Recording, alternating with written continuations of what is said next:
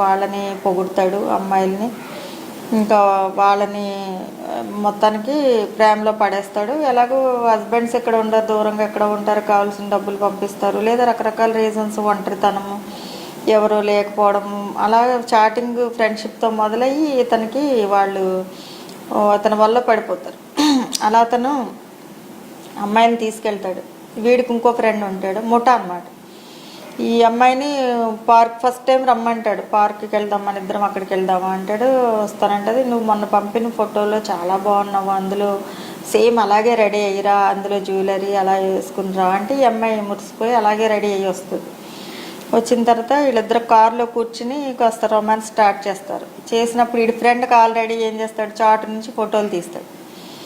వచ్చి సడన్గా వీళ్ళ ముందు ప్రత్యక్షం అవుతాడు. వీడి షాక్ అయినట్టుగా యాక్ట్ చేసి వాడి దగ్గరికి వెళ్ళి కెమెరా లాక్కోపోతాడు. వాడేమో ఇవ్వనని చెప్తాడు. వీళ్ళిద్దరి మధ్య కొంచెం అయిన తర్వాత అవతల వాడు ఆల్రెడీ ఈమె గురించి ఇన్ఫర్మేషన్ వీడు చెప్తాడు కదా, ఈ హస్బెండ్ అలా ఉన్నాడు.